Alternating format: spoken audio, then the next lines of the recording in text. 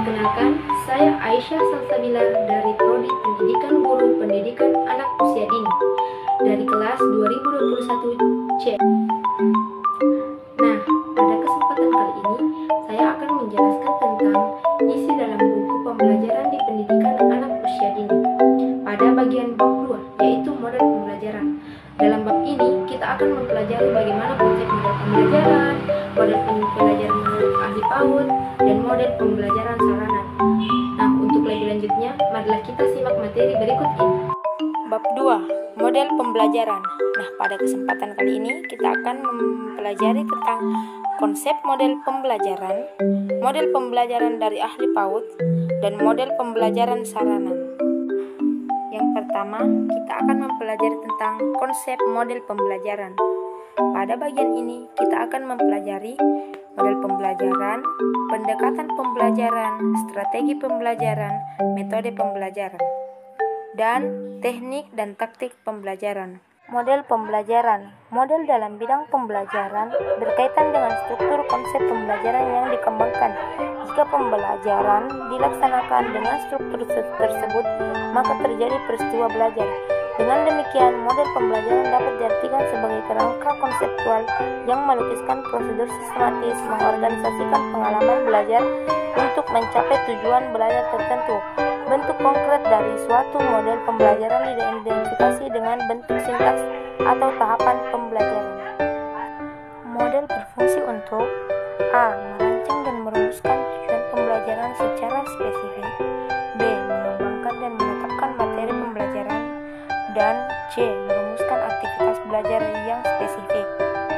Dengan model yang digunakan, akan dapat dirancang pembelajaran yang sesuai dengan karakteristik dan kebutuhan perkembangan anak yang akan dikembangkan. 4 kelompok model pembelajaran, yaitu kelompok A. Model pengolahan informasi atau The Information Processing Family. B. Model personal, The Personal Family. C. Model sosial, The Social Family. Dan D. Model sistem perilaku atau The Behavioral System Family. Pendekatan pembelajaran. Pendekatan atau approach diartikan sebagai cara pandang atau sekumpulan asumsi yang berhubungan dengan karakteristik pembelajaran. Pendekatan pembelajaran merupakan prinsip-prinsip, kepercayaan, atau ide-ide tentang hakikat belajar yang diterjemahkan ke dalam pembelajaran. Aplikasi pendekatan pembelajaran yang dipilih atau dipadupadankan guru untuk digunakan lembaga PAUD perlu memperhatikan kebebasan anak melakukan berbagai aktivitas belajar dalam situasi bermain. Anak memiliki kesempatan melakukan eksplorasi sesuai dengan penataan atau pengelolaan kelas yang digunakan guru dalam rancangan pembelajarannya. Strategi pembelajaran. Kem mengungkapkan bahwa strategi pembelajaran adalah suatu kegiatan yang perlu dilakukan atau dikerjakan guru dan peserta didik anak agar tujuan pembelajaran dapat dicapai secara efektif dan efisien. Strategi pembelajaran tergambar dalam urutan kegiatan melalui komponen, metode pembelajaran, media pembelajaran, dan waktu yang digunakan. Strategi yang efektif adalah strategi yang dapat membantu anak menghubungkan antara teori dan aplikasi praktis serta menghasilkan belajar yang lebih produktif.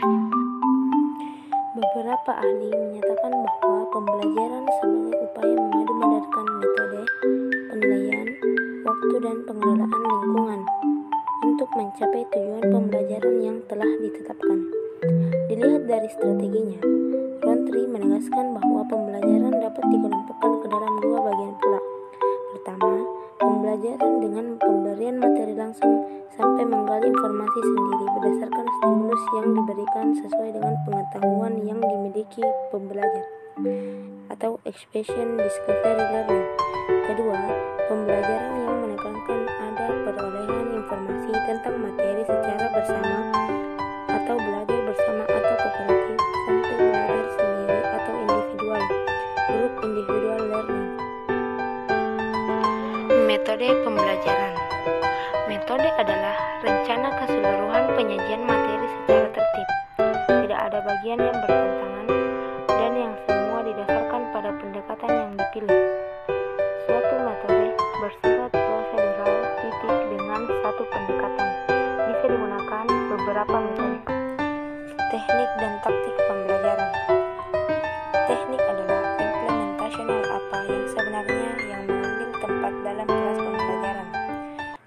adalah trik, strategi, atau penemuan khusus yang digunakan untuk mencapai tujuan langsung.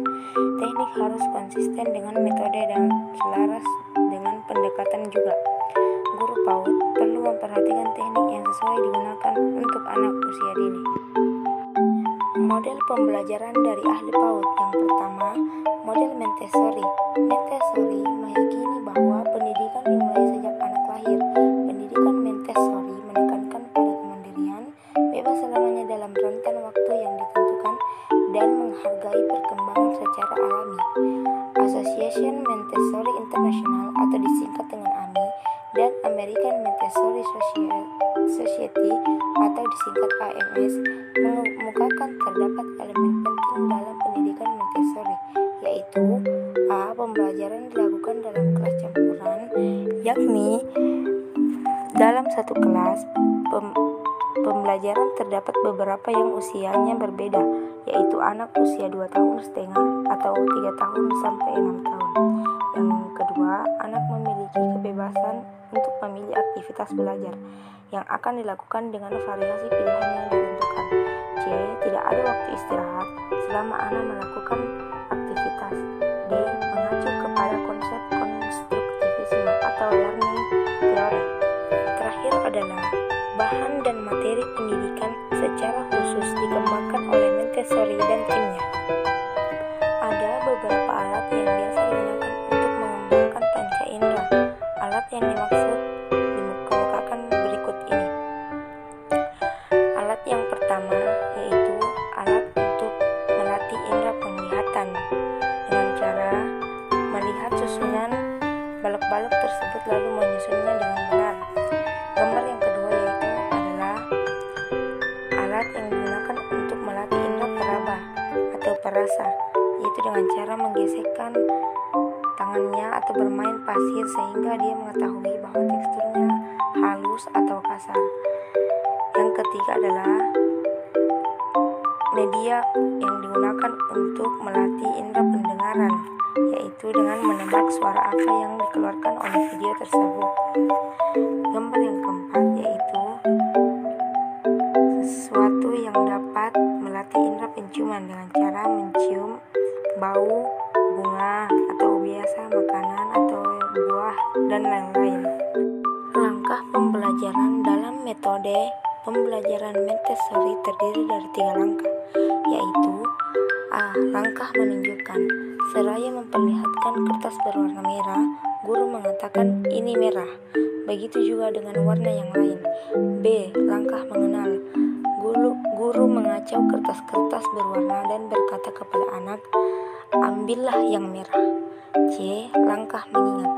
Dari kertas-kertas yang telah dikacau, guru mengambil sehelai kertas dan bertanya, ini warna apa? Model Higgscope.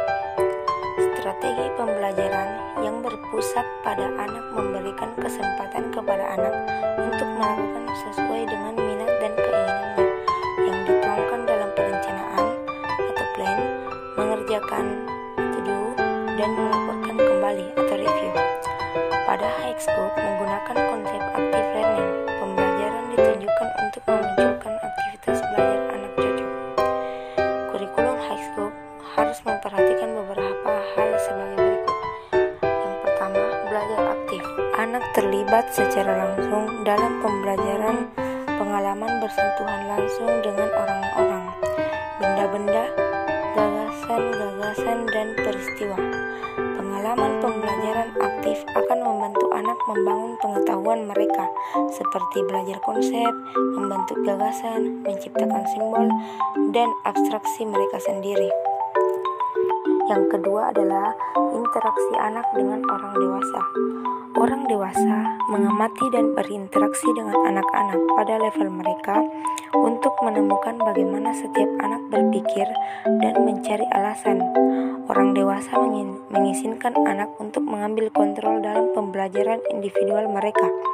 Mereka juga mendukung motivasi dari dalam diri anak selama pembelajaran dengan cara yang pertama mengatur jadwal dan lingkungan, yang kedua mempertahankan iklim sosial yang sportif, yang ketiga mendukung penyelesaian konflik konstruktif. Keempat, yaitu menginterpretasikan tindakan anak-anak sebagai dasar dari kunci pengalaman. Yang kelima, merencanakan pendalaman pembelajaran aktif yang berdasarkan pada minat dan kemampuan anak. Selanjutnya, Waldorf. Pendidikan Waldorf berfokus pada upaya membantu agar anak memiliki kepercayaan diri, kreativitas, pengetahuan, dan keterampilan yang harus mereka temukan dalam setiap tantangan. Anak-anak yang dididik melalui prinsip Waldorf akan mampu bergembira untuk memasuki dunia dan bekerja sama dalam mengubah kehidupan menjadi lebih baik. Standar kurikulum sekolah Waldorf didesain untuk mempertemukan seorang anak dalam tingkat kesiapan untuk belajar dan memahami Waldorf cukup eksperiensial. Anak-anak diperkenalkan kepada subjek pembelajaran melalui pengalaman langsung melalui konsep. Setelah pengalaman awal, anak-anak akan dibimbing untuk mengeksplorasi materi. Kemudian, barulah konsep tersebut didiskusikan. Anak melaporkan pengalaman yang mereka peroleh melalui percobaan dan ajaran utama yang dilengkapi dengan gambar dan lukisan setiap hari sebagai bentuk laporan yang menerangkan aktivitas atau pekerjaan mereka. Berikut adalah Reggio Emilia. Reggio Emilia menetapkan filosofi dan teori dari beberapa filsuf, diantaranya John Dewey, Piaget, dan Vygotsky. Reggio Emilia memandang anak sebagai individu yang kuat, mampu, dan tangguh. Kekhasan anak ini mendorong Reggio Emilia memandang anak dengan sebutan 1000 bahasa. Konsep ini menunjukkan kuatnya Reggio Emilia mengakui kehebatan anak sebagai anak yang memiliki banyak cara berpikir, bermain, mengeksplorasi, berbicara, dan melakukan apa yang menjadi milik sendiri. Anak bisa mengekspresikan dirinya dengan berbagai cara. Terdapat beberapa faktor yang perlu ada dalam pendekatan Reggio Emilia. Faktor-faktor yang dimaksud terdiri dari A. Dorongan atau memberanikan, encouragement, B. Eksplorasi, dan C. Teknik pemecahan masalah. Prinsip-prinsip pendekatan Reggio Emilia sebagai berikut: A. Emergent curriculum, B. Proyek atau pekerjaan, C. Kerjasama atau kolaborasi, D. Para guru sebagai peneliti, E. Dokumentasi, dan F. Lingkungan. Selanjutnya, project based. Pendekatan pengajaran proyek dilakukan dalam beberapa bentuk, yaitu A. Pengajaran proyek total, B. Pengajaran proyek parsial atau bagian, C. Pengajaran proyek okasional.